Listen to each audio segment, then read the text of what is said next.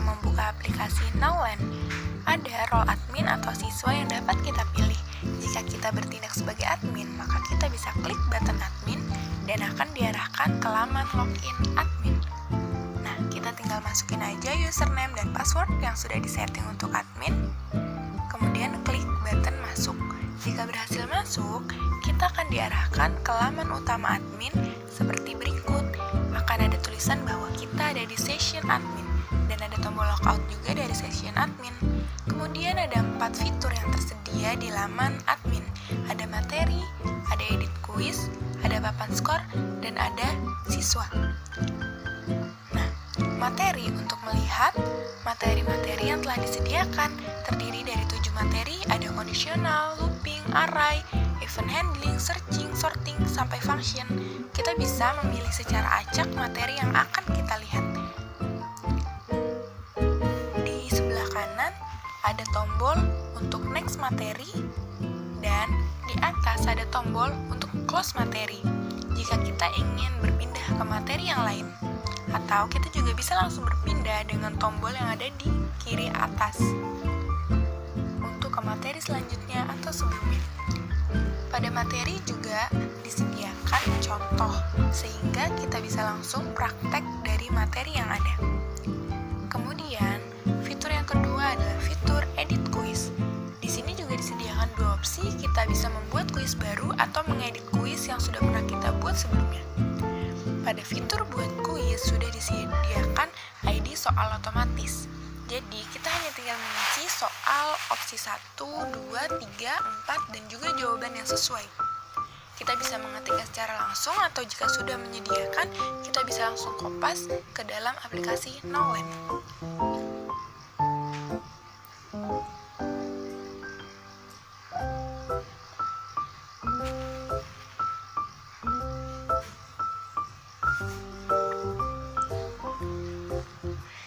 Jika kita rasa sudah sesuai semua datanya, maka kita bisa kirim soal yang sudah kita buat. Dan jika berhasil, data akan langsung masuk ke database. Kemudian, nomor ID soal akan bertambah lagi dan kita bisa mengisi kembali soalnya.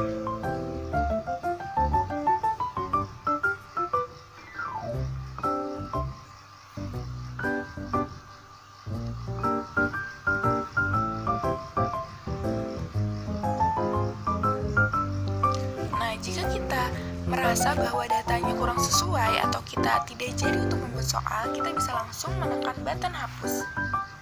Kemudian, fitur yang kedua ada edit quiz.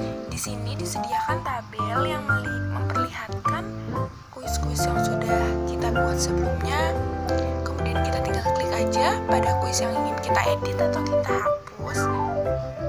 Kita bisa langsung mengeditnya pada kotak di sebelah kanan. Mungkin ketika ada yang typo atau ketika ada pilihan yang ingin diganti. Jika sudah, klik button perbarui dan kuis di tabel akan diperbarui sesuai yang kita edit. Sudah sesuai. Dan jika dirasa soalnya ingin dihapus, kita bisa klik button hapus, konfirmasi, dan soal akan hilang dari tabel.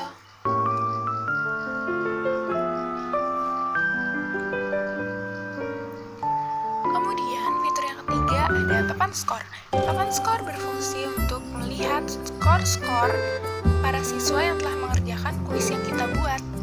Di sini ada fitur pagination di mana kita bisa melihat berapa data yang ingin kita tampilkan pada satu laman. Kemudian kita bisa ke button next jika tidak cukup di satu laman, bisa langsung ke halaman yang terakhir dengan tombol less dan ke halaman pertama dengan tombol first. Atau kita bisa langsung menampilkan semuanya di satu laman. Ada juga fitur sorting di sebelah kiri atas. Kita bisa sorting berdasarkan ID pemain, atau username, atau nama, skor, ataupun tanggal main, secara ascending dan descending. Kita bisa melihat skor dari yang terendah dan tertinggi, sehingga kita bisa tahu siapa yang ada di urutan pertama hingga terakhir.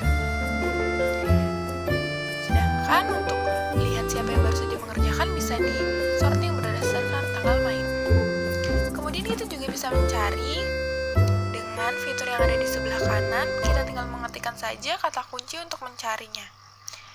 maka dia akan otomatis muncul.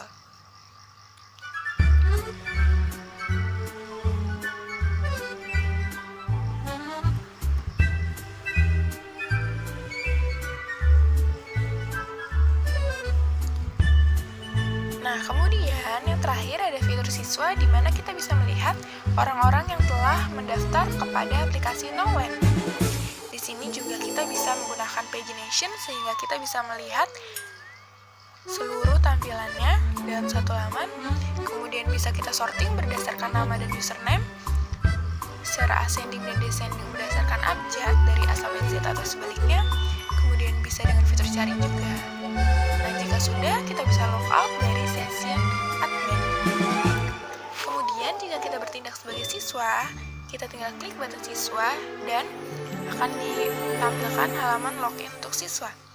Jika kita memang sudah punya akun, kita bisa coba masukkan username dan passwordnya. Namun, jika kita ternyata belum punya akun, akan ditampilkan pop-up bahwa kita harus registrasi terlebih dahulu. Maka, pencet button daftar sekarang di bawah dan akan diarahkan ke laman registrasi sebagai berikut. Di sini ada ketentuan untuk username minimal 6 karakter dan untuk password minimal 8 karakter dengan kombinasi huruf dan angka. Kita bisa coba masukkan dengan yang sesuai. Jika kita coba daftar dan ternyata username sudah pernah digunakan oleh orang lain, maka kita harus mencari username yang lain, karena itu akan menyebabkan gagal daftar. Nah, kita coba dengan username yang lain.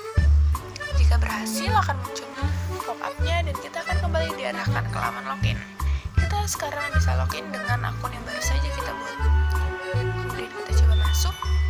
Nah, kita akan diarahkan ke laman siswa seperti berikut ini. Akan ada username kita di bagian kiri atas, kemudian disediakan 3 fitur, materi, kuis, dan papan skor. Jika kita klik di bagian materi, maka kita juga akan diarahkan seperti admin tadi. Disediakan 7 materi, kita bisa mengakses semuanya, tersedia contoh, kita juga bisa langsung berpindah ke materi-materi yang lain sesuai dengan keinginan kita.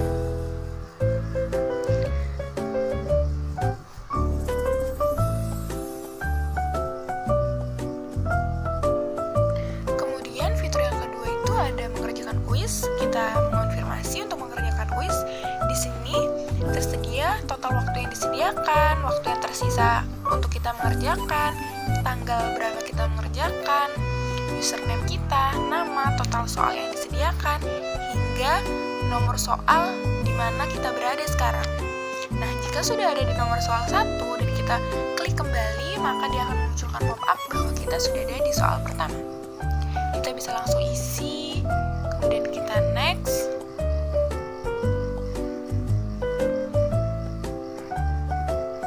Kita juga bisa mengganti-ganti lagi jawaban kita dengan mengklik tombol kembali dan mengeceknya lagi.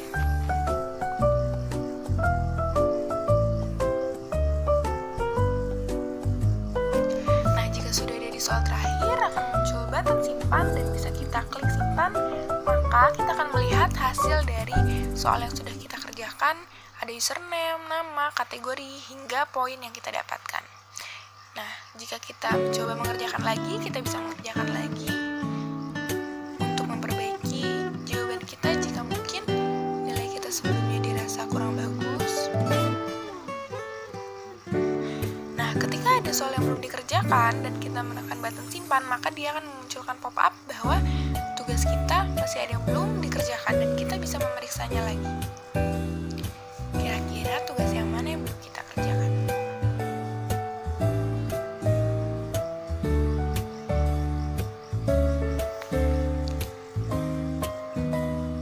Nah, kalau kita klik tombol silang di atas, kita akan keluar dari sesi mengerjakan kuis dan jawaban yang sudah kita isi akan hilang.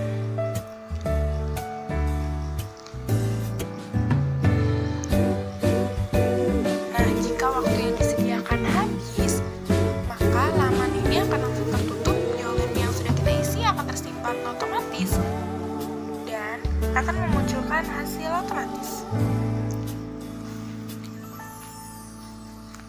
Kemudian kita bisa melihat hasil yang sudah kita kerjakan pada papan skor untuk melihat ada di urutan keberapa kita.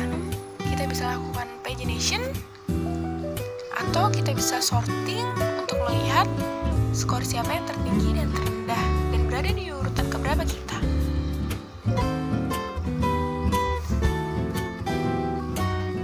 Kita juga bisa mencari nama kita untuk melihat sudah berapa kali kita mengerjakan kuis tersebut, atau untuk men-track berapa saja skor yang pernah kita dapatkan setelah mengerjakan kuis tersebut. Kita bisa menampilkan 5 data saja berhalaman, atau 10 atau 15 sesuai dengan keinginan kita dengan fitur pagination.